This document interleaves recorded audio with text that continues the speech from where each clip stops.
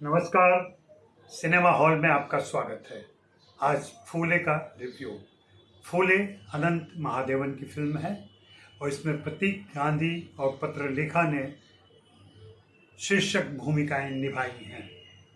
फूले, ज्योतिबा फूले, सावित्रीबाई फूले दोनों के लिए यह नाम रखा गया है। फूले के बारे में हम सभी जानते हैं। इस दंपति ने 19वीं शताब्दी में देश में शिक्षा का अलख जगाया था, दलितों के हितों की बात की थी, दलितों के उत्थान की बात की थी और इसके लिए उन्हें अपने परिवार और समाज और ख़ास करके ब्राह्मण तबके से मुश्किलें झेलनी पड़ी थी। उनका कोप भाजन बनना पड़ा था। आम तौर पर अनंत महादेवन की फिल्मों के साथ ये समस्या रहती है, वे विषय तो बेहतरीन उठाते हैं लेकिन उसकी सतह पे ही खेलते रहते हैं। गहराई से विषय में उतरने, उसे देखने, समझने और विश्लेषित करने की कोशिश नहीं करते हैं। फूले फिल्म के साथ भी यही दुर्घटना घटी है।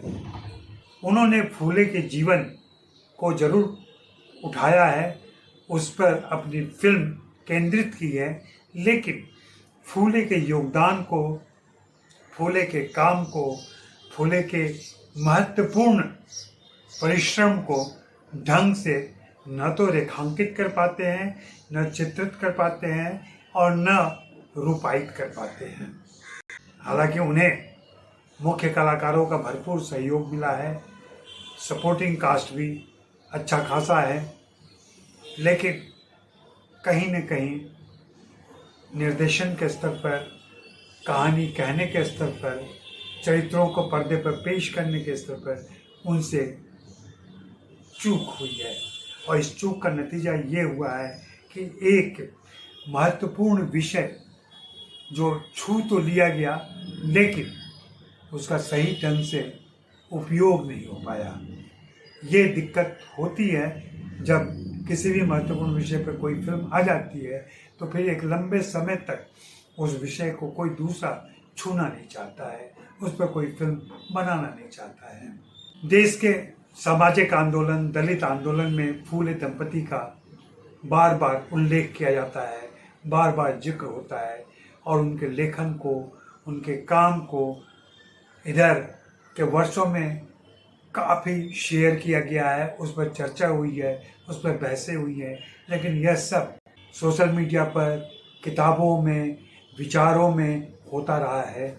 ऑडियो विजुअल मीडिया में पहली बार ऐसी कोशिश हुई है जब इस महान जिंदगी को पर्दे पर पेश किया गया है।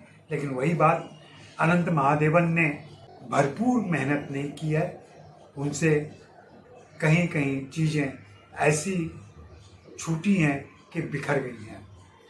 एक तो फिल्म की गति बहुत ही शिथिल है। ठीक है, आपको एक गंभीर कहानी कहनी है, आपको चरित्रों को रचने में, चरित्रों को एस्टैब्लिश करने में वक्त लगता है, लेकिन इतना भी वक्त न लगे कि दर्शकों का धैर्य टूट जाए। फिल्म मंथर गति से आगे बढ़ती है और फिर मंथर गति से ही अपने अंत तक पहुंचती है। हाँ, जब एकल या साथ के दृश्यों में दोनों कलाकार आते हैं, प्रतीक गांधी और पत्रलेखा, तो उनके किरदार में जान आती है, दृश्य रोचक बनते हैं। लेकिन फिर जब कहानी रची जा रही होती है तो घटनाओं में वो दम नहीं है जो इस कहानी के जोश को बरकरार रख सके। प्रतीक गांधी ने अवश्य अधिक मेहनत की है। ज्योतिबा फूले के किरदार में वे जचे हैं, अपनी अभिनय शैली से, संवाद अदायगी से वे प्रभावित करते हैं और लगभग किरदार की तरह नजर आते हैं। लेकिन पत्रलेखा के साथ दिक्कत क्या है कि उनकी अदाकारी तो अच्छी है लेकिन संवाद अदायगी में वह पिछड़ जाती हैं। जो वह भाव चेहरे पर ले आती हैं, बॉडी लैंग्वेज से जाहिर होता है, संवाद उसका साथ नहीं दे पाते हैं। उन्हें अगर फिल्मों में काम करते रहना है तो इस दिशा में थोड़ी ज़्यादा मेहनत करनी पड़ेगी और वही सावित्रीबाई फुले के किरदार को पर्दे पर उभरने नहीं देती है, उनकी यह सीमा उस किरदार की भी सीमा बन गई है। बाकी किरदारों में जो कलाकार लिए गए हैं वे अपनी भूमिका निभाकर ले जाते हैं। हाँ, आर्ट, कॉस्ट्यूम और इन सारी चीज़ों में काफ़ी काम किया गया है। फिल्म के म्यूजिक पर भी थोड़ा काम होना चाहिए था, ऐसा लगता है। लेखक और निर्देशक का यह प्रयास भी बढ़िया है कि बीच बीच में दोनों कलाकार मराठी संवादों का इस्तेमाल करते हैं, मराठी शब्दों का इस्तेमाल करते हैं, ताकि ये पता चल सके कि यह कहानी महाराष्ट्र के पृष्ठभूमि में गढ़ी जा रही है। बाकी आप फिल्म देखें और बताएं कि आपकी राय कैसी है। मुझे यह फिल्म कमज़ोर लगी है, एक अच्छे विषय पर बनी हुई कमज़ोर फिल्म। शुक्रिया, मेहरबानी, धन्यवाद।